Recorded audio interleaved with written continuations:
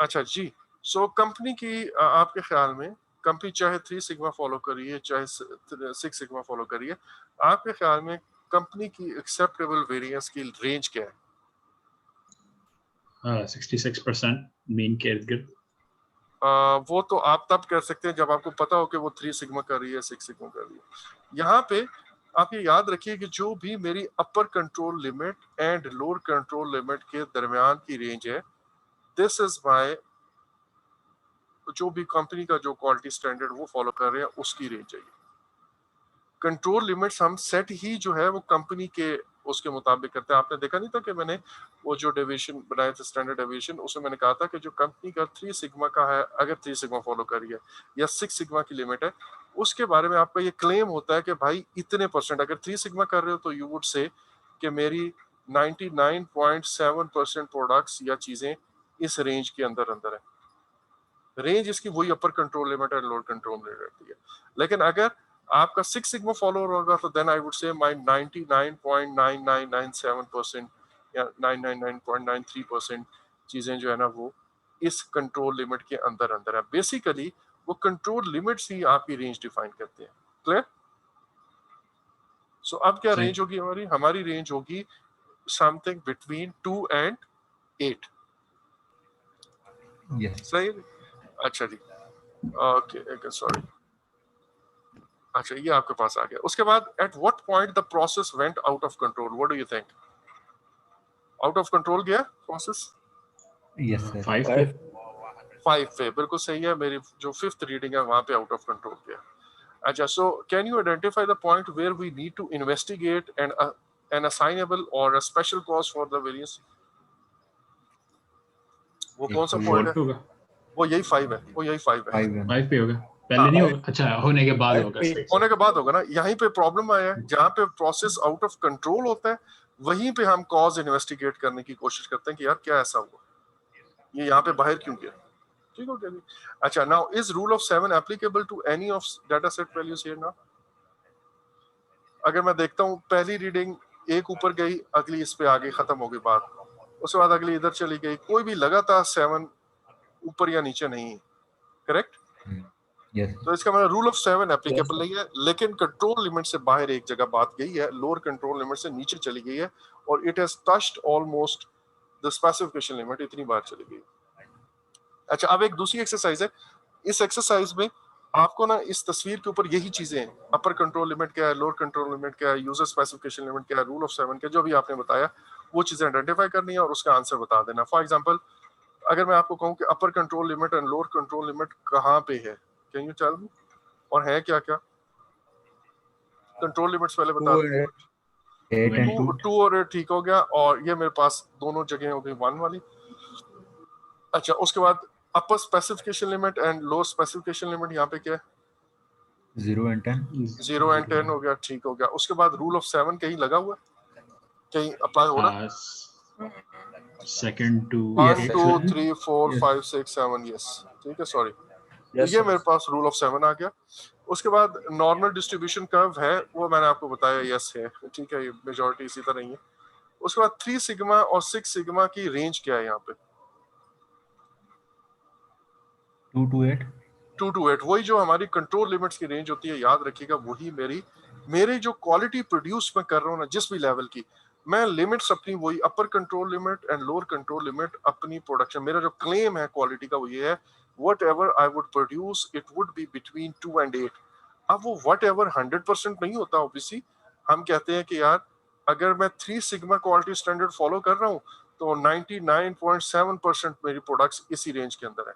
अगर मैं 6 सिग्मा कर रहा हूँ तो आई वुड से 99.99 समथिंग परसेंट मेरी इस रेंज के अंदर है। एंड अगर मैं इससे कम क्वालिटी कर रहा हूँ तो फिर हो सकता है मेरी 90% ऑफ द प्रोडक्ट सिर्फ इस रेंज के अंदर। तो जितने आप क्वालिटी अच्छी होगी, ज़ाहिर है आपका सिस्टम उतना अच्छा होगा, आपका ग्राहक उतना कॉन्फिडेंटली आएगा। अच्छा, आगे, the process is out of control at what point? What do you think? Out of control नहीं गया, ये जो नहीं, नहीं, ये याद रखिएगा, रूल ऑफ 7 के तहत वो चीज बाहर चली जाए, खराब हो जाए, वो भी आउट ऑफ कंट्रोल है, या डॉट बाहर चला जाए वो भी आउट ऑफ कंट्रोल है। ठीक है। सो ये जो पॉइंट नंबर 3 है ना हमारा, यहाँ पे चीज आउट ऑफ कंट्रोल गई है। So now would you find any assignable cause या special cause? Yes, sir. Yes, at which नहीं पॉइंट? सही। Same point, 3. यही पॉइंट, हाँ बिल्कुल सही है, ये 3 इसी पे। पॉइंट पे 3 पे बिल्कुल सही है। हाँ 3 पे, ये यहाँ पे बाहर गया ना, चाहे वो कंट्रोल लिमिट से बाहर गया या रूल ऑफ 7 की वजह से, मैं कहूंगा कि there is something wrong, there is a special cause here now, I want to investigate it. अच्छा, और नॉर्मल और expected variation in the process, 2 to 8.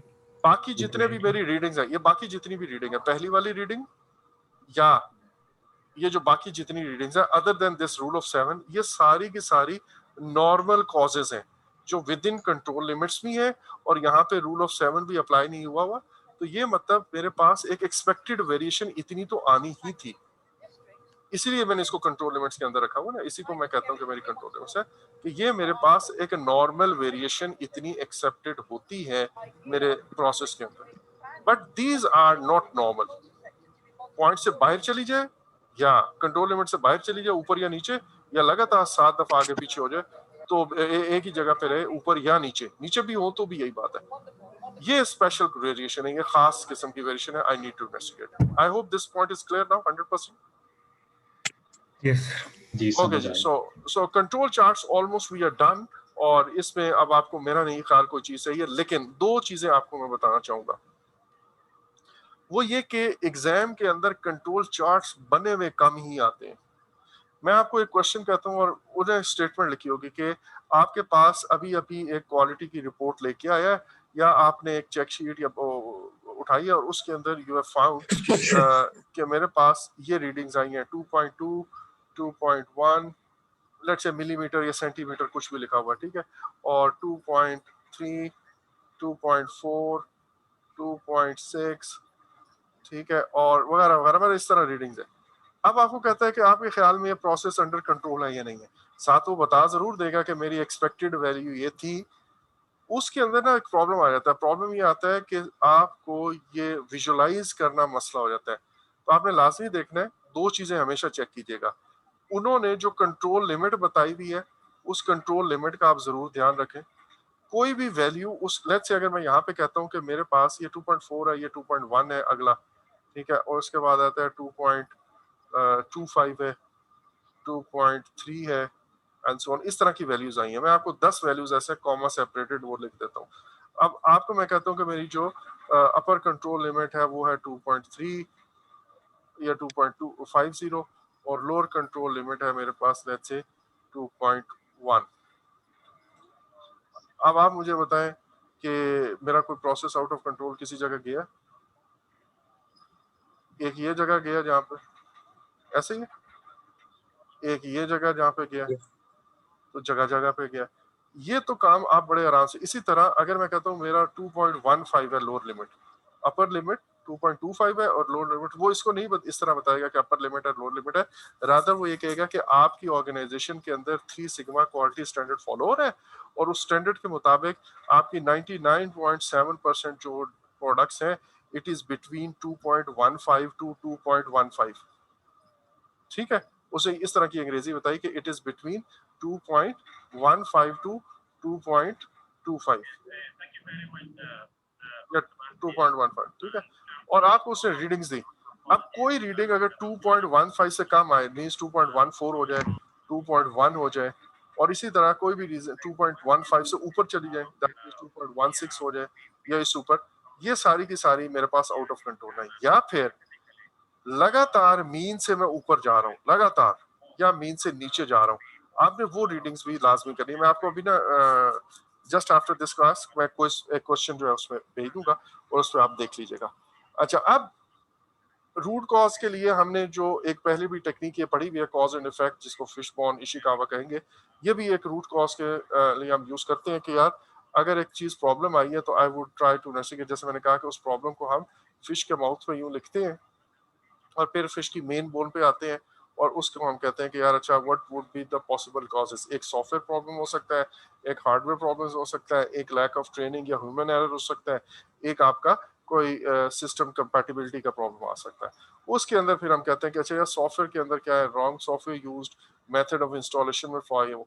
तो इस तरह आप रूट कॉज पे चल जाते हैं, नहीं यार ये नहीं हुआ, ये प्रॉब्लम भी नहीं हुआ, अच्छा ये भी नहीं हुआ, ये भी नहीं हुआ, ओके फाइन, यहाँ पे भी प्रॉब्लम नहीं था, हाँ ये प्रॉब्लम आया और ये भी प्रॉब्लम नहीं था। तो अब आई वुड से कि यार रूट कॉज है lack of training, software installation की लैक ऑफ ट्रेनिंग है, और यहाँ पे आपको लोगों को ट्रेन करना पड़ेगा।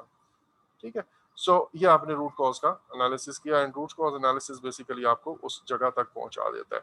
लेकिन एग्जाम के अंदर ना रूट कॉज एनालिसिस के बारे में वो वर्ड कुछ और तरह के यूज होंगे। For example, a creative way to look at the causes of a problem. Creative क्या है?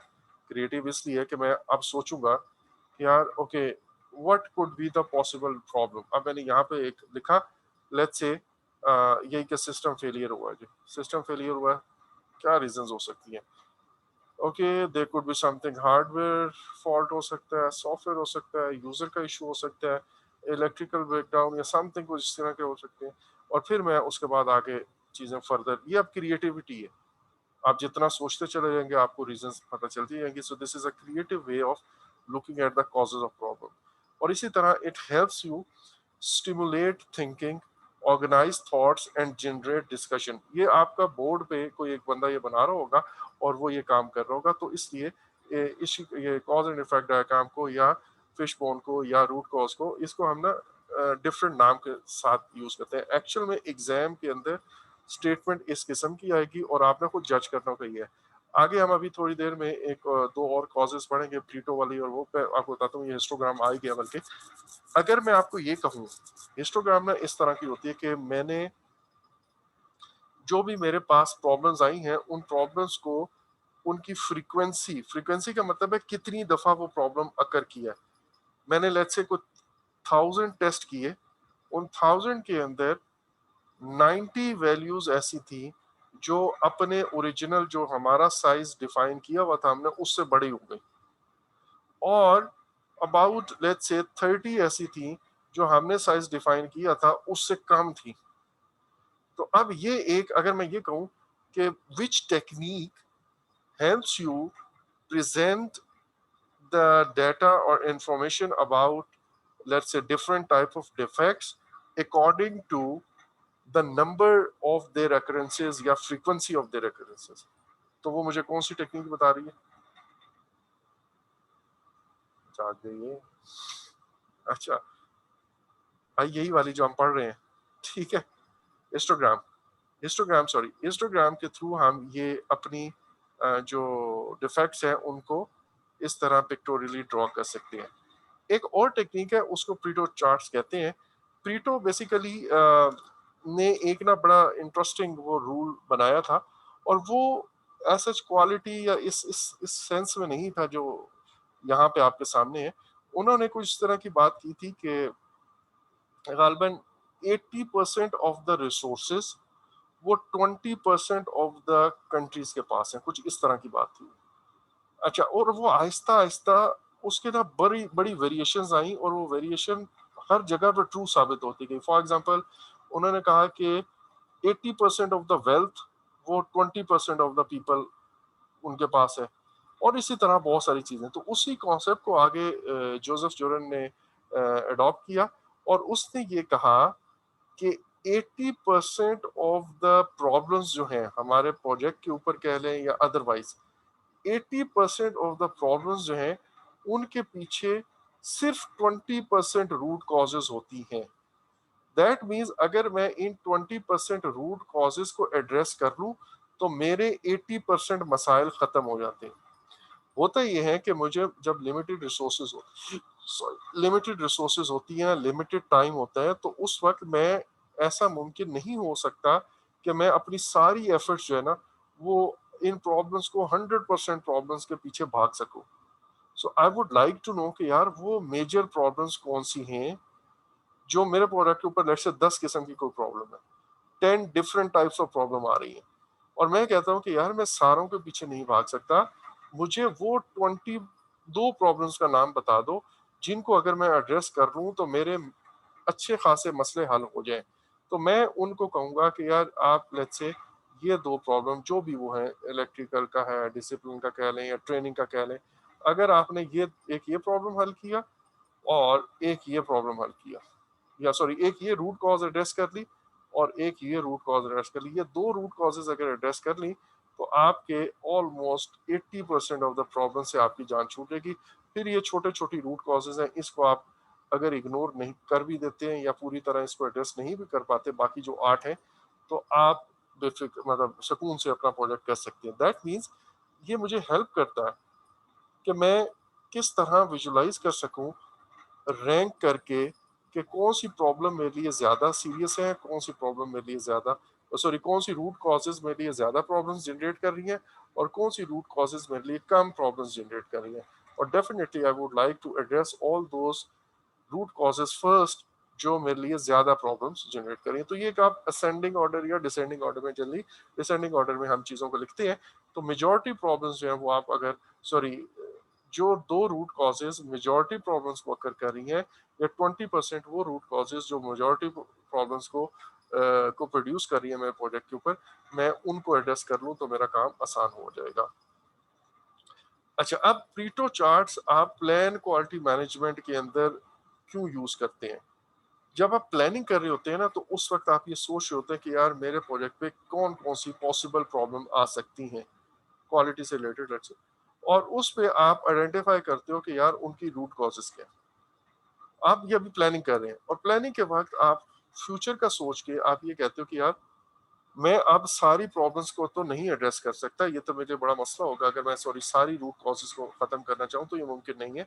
तो आई वुड से कि यार मैं अपना प्लान ऐसा बनाऊं कि कम से कम ये जो 20% रूट कॉजेज हैं जो मेरे 80% मसाइल का जिम्मेदार हो सकती हैं प्रोजेक्ट के ऊपर, इन 20% को तो मैं सीरियसली एड्रेस करूं और बाकियों को मैं देखता हूँ कि अगर कर सकता हूँ कम रिसोर्सेज में कम टाइम में इजीली हो सकता है तो ठीक है, अदरवाइज मैं अपना टाइम एफर्ट इन पे स्पेंड शायद ना करूं।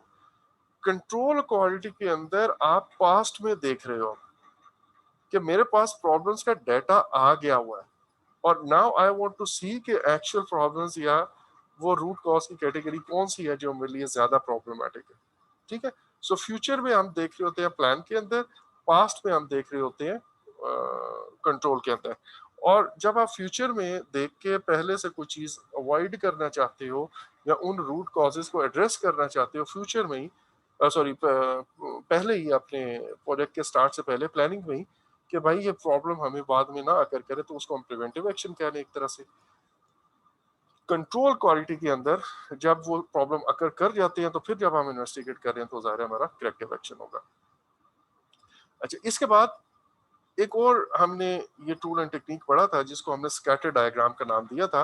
और स्कैटर डायग्राम के अंदर इफ यू रिमेंबर, आपको फिलहाल इतना ही याद रखने की जरूरत है कि स्कैटर डायग्राम दो वेरिएबल्स के दरमियान रिलेशनशिप को एस्टैब्लिश करता है।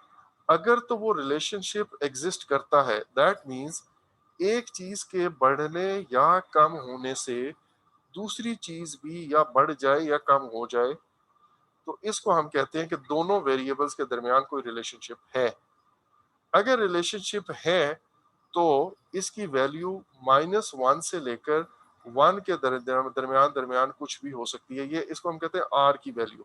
ठीक है, ये आर जो है ये मेरे पास कोफिशिएंट है एक, और इस कोफिशिएंट को हम कहते हैं कि it shows the relationship between two values, जो टू वेरिएबल्स।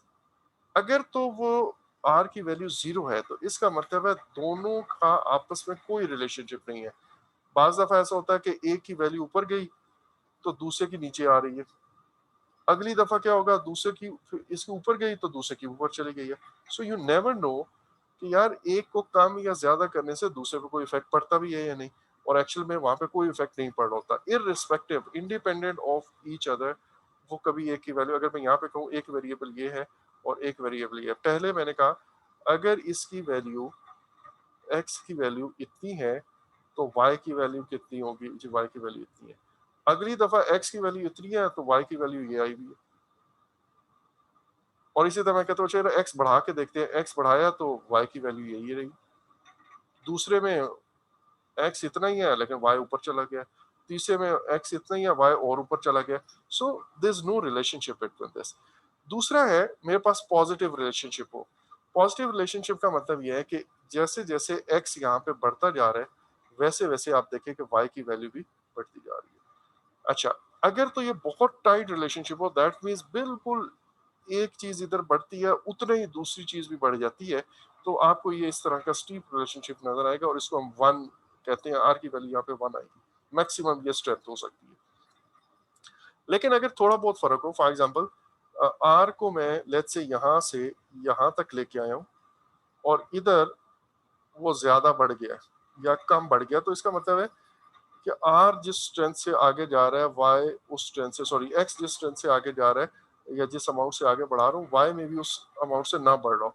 तो ये मेरे पास आप कह लो कि एक वीक थोड़ा सा as compare to 1.8 weak relationship है, ऑल्दो 0.8 भी काफी स्ट्रॉन्ग रिलेशनशिप है, लेकिन 0.3 को मैं वीक रिलेशनशिप कह सकता हूँ। सो आपको ये वैल्यूज याद करने की जरूरत नहीं है कि स्ट्रॉन्ग क्या है या वीक क्या है, बट यू शुड नो कि जो मेरे पास स्कैटर डायग्राम है वो दो वेरिएबल्स के दरमियान रिलेशनशिप को देती है, और उस रिलेशनशिप की मदद से मैं एक इक्वेशन अगर निकाल लूं तो मैं फ्यूचर की वैल्यूज प्रिडिक्ट करने के काबिल हो सकता हूँ। वो कैसे? ये इक्वेशन क्या है? ये इक्वेशन जो आपने एक इक्वेशन पढ़ी भी होगी जिसको हम इक्वेशन ऑफ स्ट्रेट लाइन कहते हैं, और उसके हम अंदर कहते हैं y is equal to a plus b x. अच्छा, अब ये अगर आपने एफएससी में पढ़ा था तो आपको याद होगा, वो इस तरह की है कि ये मेरी एक स्ट्रेट लाइन है और इस स्ट्रेट लाइन में मैं कहता हूँ जब x जीरो था, x की वैल्यू में जीरो पुट करूं तो b इंटू जीरो जीरो हो जाएगा, y is equal to a। ये जो a है इसको हम y इंटरसेप्ट भी कहते हैं कि जब x जीरो था तो y कितना था, स्टार्ट में ही y इधर है। अगर ये लाइन होती तो यहाँ पे x और y दोनों जीरो है, ये भी हो सकता है, लेकिन ये हमें एक स्ट्रेट लाइन की इक्वेशन मिलती है और ये इक्वेशन अगर मिल जाए तो मैं x की वैल्यू डाल के y की वैल्यू प्रेडिक्ट कर सकता हूँ। तो बहरहाल ये आपको इतने एडवांस नॉलेज की जरूरत नहीं है, आपको सिर्फ ये पता होना चाहिए कि ये मेरे पास स्कैटर डायग्राम से रिलेशनशिप पता चलता है। वो रिलेशनशिप 1+1 से -1 के दरमियान हो सकता है। -1 का मतलब भी बहुत स्ट्रॉन्ग है और 1 का मतलब भी बहुत स्ट्रॉन्ग है, लेकिन माइनस साइन सिर्फ एक चीज इंडिकेट करता है, वो इंडिकेट करता है कि एक चीज के बढ़ने से दूसरी चीज कम हो रही है या एक चीज के कम होने से दूसरी चीज बढ़ रही है, दैट मींस एक इनवर्स रिलेशनशिप है। तो माइनस या प्लस सिर्फ ये चीज साइन करता है कि शो करता है कि एक चीज बढ़ती है तो दूसरी भी बढ़ रही है या एक चीज के बढ़ने से दूसरी कम हो रही है। ठीक है, बाकी स्ट्रेंथ जो है वो डिजिट से शो होती है। 0.3 और -0.3 दोनों एक ही स्ट्रेंथ के हैं, सिर्फ डायरेक्शन डिफरेंट है। अच्छा, उसके बाद अब अगेन जैसे आपको कुछ स्टैंडर्ड आउटपुट्स या sorry standard tools and techniques हैं, जैसे एक्सपर्ट जजमेंट है, इन सारे काम करने के लिए आपको एक्सपर्ट जजमेंट चाहिए होगी। और फिर मीटिंग्स तो होंगी, जाहिर है आपने रूट कॉज एनालिसिस करना है, आपने मसलों का हल ढूंढना है, आपके पास रूट कॉज एनालिसिस के लिए सॉरी मीटिंग्स आपको करना पड़ेगी। आउटपुट क्या होगा? आउटपुट ये होगा कि मैंने जितने भी टेस्ट रन किए हैं वो टेस्ट रन करने की मुझे, या जो भी इंस्पेक्शंस की हैं, जो मेजरमेंट्स ली हैं, उनका एक डाटा आएगा। ये डाटा मैं ऑब्वियसली रिपोर्ट्स के तौर पे तो करूंगा ही, लेकिन आपको याद होगा मैनेज क्वालिटी के अंदर हम एक काम बार बार करते थे। हम कहते थे कि कंट्रोल क्वालिटी से जो मेजरमेंट्स आती है ना, हम उनको चेक करेंगे। अगर तो वो मेजरमेंट्स ठीक आ रही हैं, अच्छी मेजरमेंट्स आ रही हैं, हमारे रिक्वायर्ड क्वालिटी के डाटा के मुताबिक आ रही हैं, तो इसका मतलब है ये जो प्रोसेस हम फॉलो कर रहे हैं वो प्रोसेस ठीक है, कारगर साबित हो रहा है। अगर ये मेजरमेंट्स ठीक नहीं आ रही तो इसका मतलब है कि यार ये प्रोसेस हम फॉलो तो ठीक कर रहे हैं, लेकिन इस प्रोसेस के अंदर इंप्रूवमेंट की जरूरत है। आपको याद होगा मैनेज क्वालिटी में हमने प्रोसेस इंप्रूवमेंट का बड़ा जिक्र किया था और वहां पे हम ये देखते थे कि हमारी कंट्रोल क्वालिटी से जो मेजरमेंट्स आती हैं वो क्या कहती हैं। तो ये उन मेजरमेंट्स की बात हो रही है, हमने अभी इंस्पेक्शन की है, इंस्पेक्शन करने के जो रिजल्ट आ रहे हैं ये वो मेजरमेंट्स है। उसके बाद वैलिडेटेड चेंजेस, जो चेंजेस हमने चेक की थी कि वो अप्रूव्ड चेंजेस आपने इनकॉर्पोरेट कर ली है नहीं कर ली, तो हम कहते हैं कि यार वो इनकॉर्पोरेट हो गई है, तो अब हमने चेंजेस को वैलिडेट कर लिया कि यस वो तमाम चेंजेस जो हमने अप्रूव की थी वो हमारे डिलीवरेबल के अंदर आ गई हैं। और देन WPI जैसे आपको पता है कि स्टैंडर्ड आउटपुट है हर कंट्रोल प्रोसेस का, तो इसका भी है। और इसी तरह फिर प्रोजेक्ट मैनेजमेंट प्लान के अंदर अपडेट हो सकता है, लाइक क्वालिटी मैनेजमेंट प्लान भी हमारा अपडेट हो सकता है। उसके अलावा हमारे प्रोजेक्ट डॉक्यूमेंट्स जिसके अंदर ये इशू लॉग, को यहाँ पे क्वालिटी से रिलेटेड इशू आ गएंगे मे बी, उनको हम चेक करना चाहेंगे। Test and evaluation documents, for example मैंने अभी कंट्रोल लिमिट्स बहुत टाइट रखी हुई थी और मुझे हर हर दूसरी चीज जो है ना मेरी वो कंट्रोल लिमिट से बाहर जा रही है, तो इसका मतलब है मे बी अननेसेसरली मैंने अपने सिस्टम को बहुत टाइट किया हुआ है। ठीक है, हालांकि यूजर स्पेसिफिकेशन लिमिट को इस जगह पे है, हमारे पास अच्छा खासा मार्जिन है, लेकिन मैंने कंट्रोल लिमिट फजूल में इतनी टाइट की है, तो I may need to review that thing, और मैं उसको रिवाइज करना चाहूंगा, तो maybe test and evaluation documents में अकॉर्डिंगली कर लूँ, या चेक लिस्ट में कोई चीज ऐड करनी हो तो मैं यहाँ पे करा देता हूँ।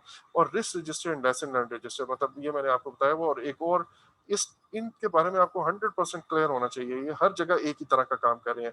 और तीसरा मुझे कोई नाम बता दे तो मुझे सुकून हो जाएगा कि शायद आपने को पिछले लेक्चर सुने, वो क्या है? एक रिस्क रजिस्टर है और एक लेसन लर्न रजिस्टर है। एक और चीज मैंने आपको बताई थी, वो कौन सी है कि ये स्टैंडर्ड इनपुट है और स्टैंडर्ड आउटपुट भी है, इन पे चेंजेस आती आती है। अजम्पशन लॉग, दिल तोड़ दिया आज आपने। ठीक है, अच्छा, change request obviously, and then जो डिलीवरेबल पास हो जाते हैं, वेरीफाई हो जाते हैं, उनको हम आगे वैलिडेट स्कोप में भेजते हैं। तो ये है हमारे पास इसकी मेजर आउटपुट्स, या आउटपुट्स जो कंट्रोल क्वालिटी की, सॉरी। सो नाउ अगर आपको अभी तक भी ये क्वालिटी के बारे में समझ नहीं आई, तो कुछ और आपके पास ना, स्पेशली जैसे मैंने कहा प्रोसेसेस की या कौन सा एक्शन किधर हो रहा है, उसके लिए कुछ एक्सरसाइजेज हैं। आप काइंडली इन एक्सरसाइजेज को जरूर देखिएगा, और मे बी आपके लिए बेहतर हो। ये वो एक्सरसाइजेज जो मैंने आपको पहले बताई भी है कि इन तीनों प्रोसेसेस के दरमियान कुछ टूल्स एंड टेक्निक्स हैं जो मल्टीपल जगहों पे यूज हो रही हैं। लाइक मैनेज के अंदर भी चेकलिस्ट है, कंट्रोल क्वालिटी के अंदर भी है। मैनेज के अंदर मैंने कहा कि आप चेकलिस्ट वो देखते हो कि यार मेरा प्रोसेस के स्टेप्स फॉलो हो रहे हैं नहीं हो रहे, और यहाँ पे आप चेकलिस्ट सामने रख के डिलीवरेबल को चेक करते हो। अच्छा भाई, लाइट जल गई, एसी ऑन हो गया, ब्रेक लग गई, एंड सो ऑन। ये चेकलिस्ट डिलीवरेबल का फोकस के साथ है, ये प्रोसेस के फोकस के साथ है। इसी तरह रूट कॉज एनालिसिस इधर भी है, रूट कॉज एनालिसिस इधर भी है, multi criteria decision analysis, plan and management and so on. तो इसकी तस्वीर अगर आप काइंडली ले लें और ग्रुप में फेंक दीजिएगा, सो दैट आप इस एंगल से अगर खुद भी आप आइडेंटिफाई करना चाहें तो कर लीजिएगा, अदरवाइज आप इस एंगल से इसको देखें तो आपको ना थोड़ी सी क्लैरिटी आ जाएगी। We have covered everything in detail, in as matter of fact in very much detail, but still I would like कि आपको कोई परेशानी ना हो और टूल्स एंड टेक्निक्स के बारे में आप क्लियर हो, क्योंकि क्वालिटी के अंदर ये प्रॉब्लम है थोड़ा सा टूल्स एंड टेक्निक्स। अच्छा, दूसरी एक्सरसाइज, ये एक एक्सरसाइज है, बड़ी अच्छी एक्सरसाइज है, आपकी उसके अंदर रीटा वाली बुक में भी है। आई वुड रिक्वेस्ट कि आप खुद से करें, अभी ना कीजिएगा, बिकॉज अभी आपने ताज़ा ताज़ा पढ़ा है। अगर आप चाहें तो मैं भी कर देता हूँ, लेकिन आई वांट कि पहले आप पूरी तरह एक दफ़ा इस नॉलेज एरिया को देख लें, और उसके बाद सोचें कि यार अच्छा, एफिनिटी डायग्राम मैंने कहाँ पढ़ी थी, प्लान क्वालिटी में, मैनेज क्वालिटी में, या कंट्रोल क्वालिटी में।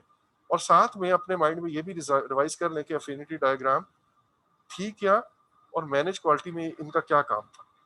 इसी तरह ऑल्टरनेटिव एनालिसिस है, मैंने मैनेज क्वालिटी के अंदर ये से पहले तो ये देखें कि कहाँ पड़ी थी, और जब आपको याद आ जाए कहाँ पड़ी थी, आपको ये पता भी होना चाहिए कि ऑल्टरनेटिव एनालिसिस क्या है, और उस प्रोसेस या के अंदर इसका यूज क्या है। ठीक है, ये डिफरेंट चीजें हैं, एक्सरसाइज है, इट्स वेरी यूजफुल एक्सरसाइज। आप जैसी करेंगे, थोड़ी सी प्रिपरेशन के बाद भी आप अगर ये कर लेते हैं तो आपका तैयारी हो जाएगी, मतलब इन सारे टूल्स एंड टेक्निक्स की तैयारी हो जाएगी। ठीक है, so you must do it at your own, या फिर जब आप रेडी हो जाए तो मुझे बता दीजिएगा। उसका मुझे अब उम्मीद कम होती जा रही है आहिस्ता आहिस्ता। मुझे मायूस ना करें, कहानी पढ़ते रहें और मुझे बताएं कि sir we are done with this. अच्छा, एक और जनरल टिप है कि जब भी हम फॉरवर्ड टाइम में देख रहे होते हैं, फ्यूचर में देख रहे होते हैं, तो मोस्ट ऑफ द टाइम हम प्लान क्वालिटी के अंदर होते हैं, या इन जनरल हम प्लानिंग की बात कर रहे होते हैं। और अगर हम इसी तरह बैकवर्ड देख रहे हैं तो ज्यादातर चांस ये है कि हम कंट्रोल क्वालिटी में भी ही होंगे।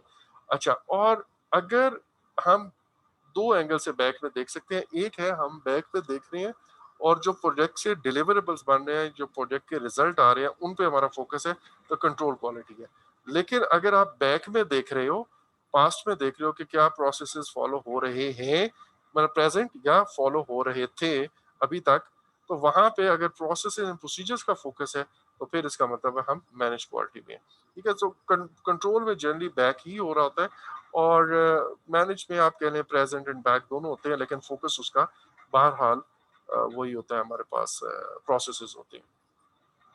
अच्छा, अगेन, अब जैसे मैंने आपको कहा कि आपको ना डिफरेंट सिनेरियोज में कौन सी टूल्स एंड टेक्निक्स यूज करनी है, और उन टूल्स एंड टेक्निक्स के लिए वर्डिंग क्या हो सकती है, प्रीटो डायग्राम की हमने देखी, हमने इशिकावा या वो कॉज एंड इफेक्ट डायग्राम की देखी, तो उसकी भी एक बड़ी अच्छी एक्सरसाइज है, आपको ये भी लाजमी करना है।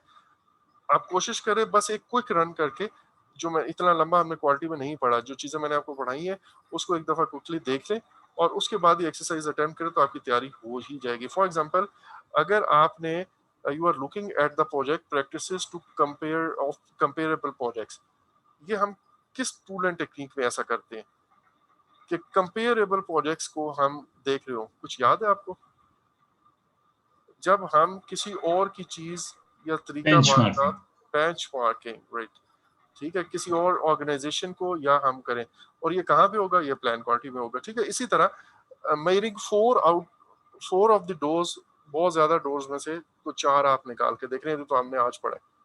स्टैटिस्टिकल सैम्पलिंग हम कर रहे हैं और ये सैम्पलिंग हमने कंट्रोल क्वालिटी में आज ही पढ़ाई। ठीक है, सो इस तरह ये एक्सरसाइज भी आप कीजिएगा। अगर आप मेरे साथ करना चाहें तो ये कि मैं साथ साथ एक्सप्लेन भी कर दूंगा, but it will take an hour at least. I just want कि आप खुद से करें और उस वक्त करें जब आप प्रिपेयर्ड हो। अच्छा, ये जो एक्सरसाइज है इसको बेशक आप स्किप कर दें, उस लिस्ट को आप जहन में बनाने के लिए कि यार हमारे पास कौन कौन सी एक्शंस जो हैं वो प्लान क्वालिटी में होते हैं, कौन कौन से एक्शंस जो हमारे मैनेज क्वालिटी में होते हैं, कौन कौन से एक्शन कंट्रोल क्वालिटी में होते हैं। इसके लिए मैंने ऑलरेडी आपको एक टेबल पढ़ाया, ऑब्वियसली वो रीटा से ही लिया गया, लेकिन यहाँ पे मैंने आपको उसका अच्छी खासी एक्सप्लेनेशन बिल्कुल शुरू में दी थी, before I started the tools and techniques और इनपुट्स, इनसे पहले ही वो मैंने आपको दिया था। एनीवेज, सो विद दिस बस 5 मिनट है, ठीक है। हम अभी कल जो है इंशाल्लाह अपना रिस्क वाला नॉलेज एरिया स्टार्ट करेंगे, एंड आई वुड ट्राई के 2 से 3 दिनों में रिस्क वाला नॉलेज एरिया कवर हो जाए। अच्छा, दूसरी बात ये कि इस वीकेंड पे I would be giving you a recording of one complete knowledge area. I want कि actually थोड़ा सा हम behind the schedule है, पिछला वीक और उससे पिछले वीक के आखिरी 2-3 दिन वो ना, actually I was waiting and I was hopping कि आप लोग वापस आ जाएंगे, बट वो मुझे अब अंदाजा हो गया कि वो नहीं आएंगे, तो इसलिए अब फिर मैंने अपना पेस नॉर्मल कर दिया।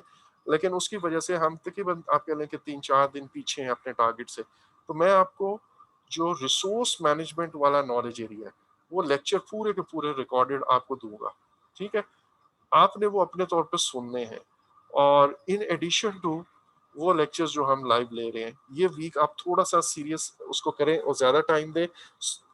कर ले तो अच्छी बात है, ऑब्वियसली, मतलब वो कोई जबरदस्ती तो नहीं है, लेकिन आई जस्ट वांट कि हम अगले वीक से वापस अपने बेस लाइन पे ऊपर आ जाए।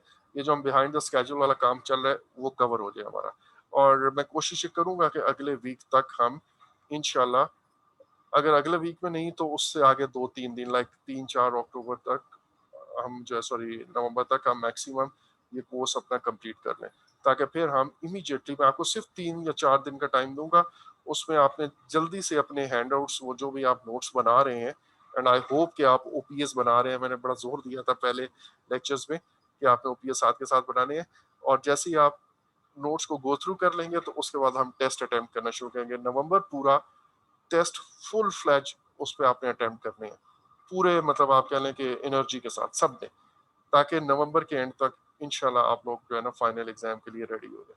So if you have any questions you may ask me any time in the group और हियर ड्यूरिंग द क्लास, और अदरवाइज टेक्स्ट करें, वॉइस मैसेज भेजें, यू आर ऑलवेज वेलकम। ठीक है जी, सो सी यू टुमारो इंशाल्लाह, टेक केयर, अल्लाह हाफिज।